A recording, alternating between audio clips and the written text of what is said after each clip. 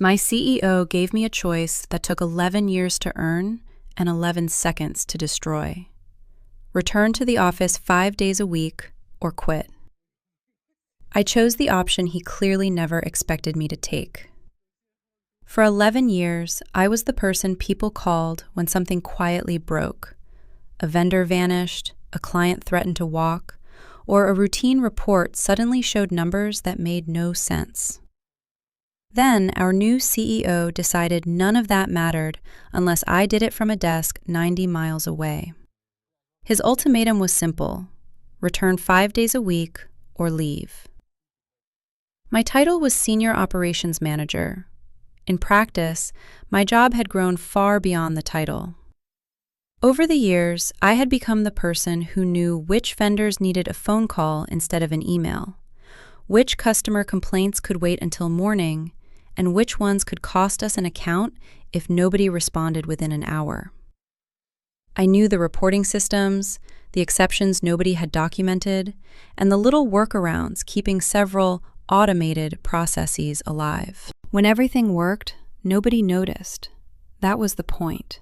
3 years earlier, the company had formally approved permanent remote work for my position. I moved nearly 90 miles from headquarters, built a proper home office, and kept doing exactly what I had always done. Actually, I did it better. Without commuting, I could start earlier and stay available when customers or vendors needed help late in the day. My performance reviews remained strong. There had never been a complaint about my availability. Then Daniel Mercer arrived as our new CEO. He spoke constantly about discipline, accountability, culture, and visibility. Within weeks, managers were spending more time discussing where employees worked than what they accomplished. One Monday morning, an email appeared at 8:07. Building our future, together. The cheerful subject line led to a very simple RTO. Mandate. Everyone would return to office 5 days a week, no hybrid schedules, no manager-approved exceptions. My daily round trip would be nearly 3 hours. I contacted HR and explained that my remote work arrangement had been formally approved years earlier. I relocated based on that agreement, I said. I understand, the representative replied, but the policy applies company-wide. Can my manager approve an exception? No. What about employees already classified as permanent remote? The same policy applies. 11 years of service, strong performance reviews, and a role that had functioned perfectly from home apparently carried less weight than a new rule written in a single email. A few days later, Daniel held a company town hall. Someone asked what would happen to remote employees who had moved away after receiving permanent approval. We're one company, Daniel said, and one company needs one culture. Then someone asked about employees facing unusually long commutes. His answer was immediate. We have to make decisions based on what's best for the organization, not individual convenience. Convenience. That word stayed with me. I had handled customer escalations during dinner, solved vendor problems on weekends, and answered calls long after office lights had gone dark. Nobody had called that convenience. 2 weeks later, my manager Melissa called me. I tried to get you an exception. I could tell from her expression how that conversation had gone. Daniel rejected it? Personally. That surprised me. The CEO had thousands of employees beneath him, yet somehow my home office had become an executive concern. What was his reason? He said, no exceptions means no exceptions. She hesitated. There's more, isn't there? He asked why a senior operations manager needed to work remotely. What did you say? That your location has never affected your performance. And? Melissa gave me a tired look. He said, performance isn't the only consideration. I almost laughed. Apparently, after 11 years of being measured by results, the location of my chair had become a leadership metric. The following Monday, a 15-minute meeting appeared on my calendar. Daniel, Melissa, me. No agenda. Daniel joined several minutes late. "I understand there's an issue with your return date," he said. "My role was approved as permanently remote 3 years ago. Returning now means roughly a 3-hour commute every day." "I'm aware. My performance has remained above target. I've reviewed it. Then I'm asking to continue the arrangement the company already approved." Daniel leaned closer to his camera. "We're not debating the policy." The conversation suddenly became very quiet. "Then what are we discussing?" "Whether you're returning." There it was. No speeches about collaboration, no polished language about culture, just the CEO ultimatum. "I can continue performing the job exactly as I have," I said. "That arrangement no longer exists." Melissa stayed silent. Daniel continued. "We need leaders who are committed to being present." "I've been available every day." "That's not what I mean." "I know." His expression tightened. "If you're unwilling to return 5 days a week, you need to decide whether this is still the right company for you." For a moment, I looked around my home office. This was where I had prevented missed shipments, calmed furious customers, corrected reporting errors, and solved problems after hours without ever asking whether they happened during my official schedule. Now, the same room had somehow become evidence that I wasn't committed. "So the choice is return or quit?" I asked. Daniel paused. "The policy is not optional." That was enough. "Then I resign." Melissa froze. Daniel blinked. It lasted less than a second, but I saw it. He clearly expected resistance, negotiation, maybe another request for an exception. He hadn't expected an employee resignation. "If that's your decision," he said. "It is." He recovered quickly and said HR would coordinate my transition. Transition sounded reassuringly organized. There would be documentation, handoffs, a replacement. At least, that was the assumption. 3 days later, Melissa asked me to create a list of everything I handled. I opened a blank document. Customer escalation paths, vendor relationships, monthly reporting checks, contract exceptions, internal approval chains, system workarounds, renewal schedules, problems that technically belonged to other departments but had quietly become mine because, years ago, someone needed them solved. The list passed 1 page, then 2, then 3. Melissa sent me a message. "How much more is there?" I stared at the document. "I'm not sure yet." That was when I realized something uncomfortable. I had spent years making complicated work look effortless. Problems disappeared before senior leadership ever saw them. Processes kept moving, customers stayed calm, and vendors delivered because somebody behind the scenes knew exactly where to push. Daniel thought he was losing one remote employee, but as I continued typing, even Melissa began to understand that replacing my title and replacing my actual work were 2 very different problems, and my final day hadn't even arrived yet. The company had prepared for my resignation. It had not prepared for everything that would stop being invisible once I was gone. My last week began with a 30-minute transition meeting. It lasted almost 2 hours. Melissa invited Evan, an operations analyst who would temporarily absorb the critical parts of my job. I opened my handoff document and started walking them through it. 10 minutes in, Evan interrupted. "Wait, You handle vendor reconciliation too? When the automated report fails, how often? Twice a month, sometimes more. He looked at Melissa. She was already taking notes. We moved through customer escalations, supplier disputes, reporting checks, contract exceptions, renewal schedules, and several processes that technically belonged to other departments. None of this had been designed as one job. It had accumulated over 11 years. Someone left, and I covered their task. A system broke, and I built a workaround.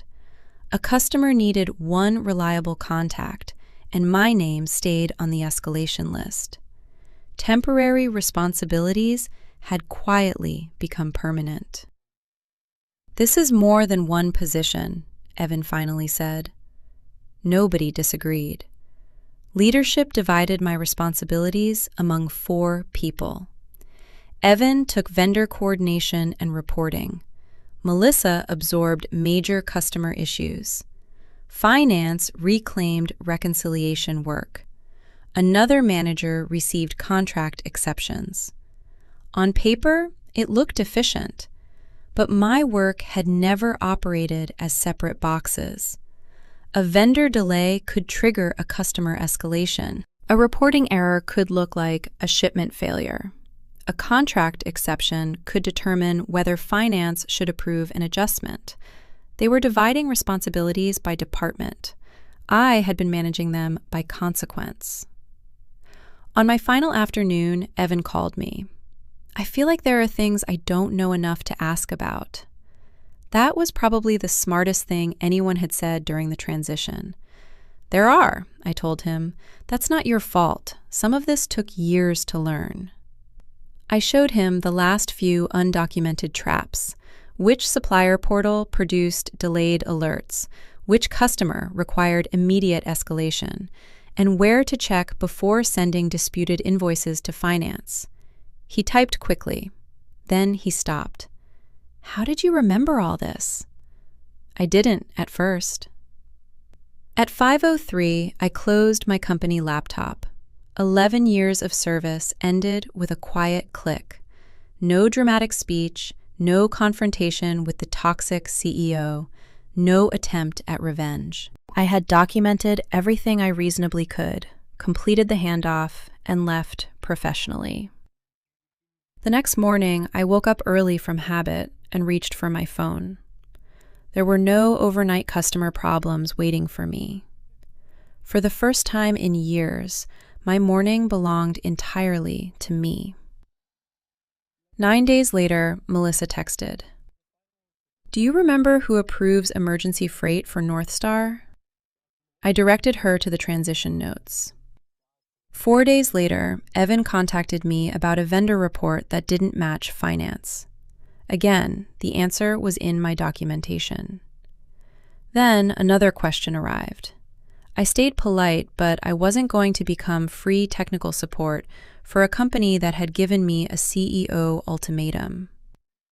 After 2 weeks, the questions stopped. I assumed they had figured things out. Then Priya, a former colleague, called me. "Evan is working overtime almost every night." I sighed. He inherited too much. It's worse than that. Melissa is handling customer escalations, finance is pushing work back to operations, and they hired a contractor for vendor problems. Already? I had barely been gone 3 weeks. Then the first visible failures appeared. A customer escalation sat unanswered because 2 managers each thought the other owned it. A supplier issue delayed an order because nobody caught an incorrect automated status. Overtime increased. Leadership responded by bringing in outside consultants to map workflow dependencies. When Priya told me, I actually laughed. Not because people were struggling. I felt terrible for Evan and Melissa. But I had spent my final week giving the company exactly that map. Apparently, they now needed consultants to explain it. While they dealt with operations failure, I focused on finding my next job. 6 weeks after resigning, I accepted an offer from a remote-first company with better pay and clearly defined responsibilities. During my final interview, the director asked how I preferred to be managed. "Measure the work," I said, "not the chair." She smiled. "That sounds reasonable." Meanwhile, my former company posted my old position, then a second one. One focused on operations management. The other covered vendor coordination and reporting. Soon, another role appeared. The company that had treated workplace flexibility as an unnecessary concession was discovering that institutional knowledge was considerably harder to replace than office attendance. Then, on day 73, Melissa called. She had recently left the company herself. "I heard they finally finished the replacement cost review," she said. "What replacement cost review?" "The one Daniel requested after finance questioned the contractor's spending." I sat forward.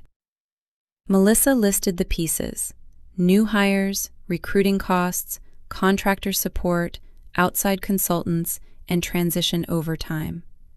Then she gave me the projected first-year number, just over $420,000. For a moment, I thought I had misheard her. My old salary had been nowhere close to that. Daniel had demanded I return because leadership believed physical presence created accountability. Instead, 73 days later, the company was paying $420,000 to rebuild what one remote employee had quietly been doing from home. But the number created another problem. Now someone above Daniel wanted to know why it had taken my resignation for anyone to discover how much responsibility had been sitting inside one role. The replacement cost was embarrassing. The explanation leadership now owed was worse. If you've ever watched a company mistake visibility for value, subscribe and tell me in the comments, would you have taken the 3-hour commute or walked away? By the time I started my new job, my old company had stopped asking how to replace me. They were asking how many people it would take. Priya called one evening with an update. Evan was still handling reporting and vendor coordination, but his overtime had become routine. Melissa was covering customer escalations on top of her own department, while finance had returned several reconciliation tasks to operations after errors began piling up. Then one of their largest customers complained. A shipment had been delayed, but the automated system showed it moving normally. I used to catch that particular mismatch by checking a secondary vendor report before the customer ever noticed. Nobody checked it. The customer did. By the time the problem reached senior management, it had already bounced between 3 people. Daniel wanted to know why the escalation process had failed. The uncomfortable answer was simple. The process hadn't failed. The person who knew when not to trust the process was gone. That distinction finally changed the conversation. Leadership approved a contractor to stabilize vendor coordination. Then they brought in outside consultants to document workflow dependencies and determine why responsibilities kept crossing departmental lines. The irony was almost elegant. For years, my hidden responsibilities had cost the company nothing beyond my salary. Now, they were paying professionals to discover that those responsibilities existed. I didn't celebrate. The people working late weren't the executives who created the RTO mandate. They were employees like Evan, trying to hold together systems they had inherited with almost no warning. A week later, Priya sent me my old job posting. Except it wasn't really my old job anymore. The company had split it. One opening was for a senior operations manager. Another focused on vendor management and reporting. "They're hiring 2 people?" I asked. "For now." That last phrase caught my attention. For now? Melissa says they're still trying to figure out where the customer and contract work belongs. 2-person replacement had already become a larger conversation. Meanwhile, my new job felt almost suspiciously calm. My director cared about deadlines, customer outcomes, and whether I needed resources. Nobody cared whether I completed a report from a corporate desk or my home office. One afternoon, she messaged me. "Everything good with the vendor transition?" "Handled." "Great, thanks." That was it. No meeting about visibility, no speech about culture, just trust followed by results. The contrast made Daniel's CEO ultimatum feel even stranger. Then, several weeks after I left, Melissa called me from her personal number. Her voice sounded different, lighter. "I resigned," she said. That surprised me. Because of the workload? Partly. She explained that leadership had started reviewing operations failure and rising contractor costs. What began as an attempt to understand missed escalations had expanded into a broader review of staffing and responsibilities. Finance wanted numbers. Recruiting wanted headcount approvals. Senior leadership wanted to know why one resignation had triggered multiple vacancies, consultant fees, and sustained overtime. "And Daniel?" I asked. Melissa laughed softly. "He keeps calling it a transition problem." Of course he did. "How many roles are they hiring for now?" 3 approved, a 4th is being discussed. I went quiet. My old position had become a 4-person workload. Not because I had secretly been doing 4 complete jobs. I hadn't. But responsibilities that once overlapped efficiently now required separate owners, backup coverage, management time, and coordination between departments. That was the true cost of knowledge loss. Melissa told me finance had started calculating the full first-year impact: salaries, benefits, recruiting fees, contractors, consultants, and overtime. "They're putting together a replacement cost report," she said. Why? Because someone above Daniel asked a very simple question. What question? She paused. If forcing one remote employee back into the office was supposed to improve efficiency, why is replacing that employee becoming so expensive? For the first time, this was no longer an argument about remote work. It was an argument about numbers. And unlike office politics, numbers were much harder to intimidate. The replacement cost report was supposed to answer a financial question. Instead, it exposed a leadership problem. Melissa no longer had access to the internal documents, but she still knew people in finance. A week after our call, she heard the review had expanded beyond salaries. The company wasn't simply replacing my position, it was rebuilding everything that had quietly depended on it. The first new hire would own core operations. The second would handle vendor management and reporting. A third role was being approved for customer and contract support. The remaining gaps were still being covered by a contractor and existing employees working overtime. Then there were the outside consultants. They had been hired to map processes, identify failure points, and recommend a more sustainable structure.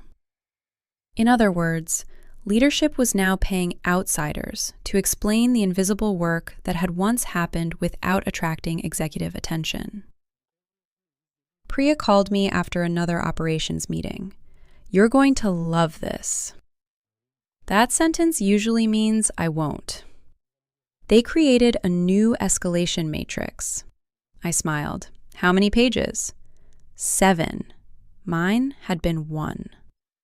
That wasn't because I was some operational genius. I simply knew the people involved. I knew which problem needed finance, which needed a vendor call, and which could be solved before anyone opened a formal ticket. Once that institutional knowledge disappeared, the company needed procedures to replace judgment. Procedures required training. Training required time. and time had started appearing on invoices. Meanwhile, Daniel was reportedly pushing managers to explain why productivity had fallen after the return to office policy.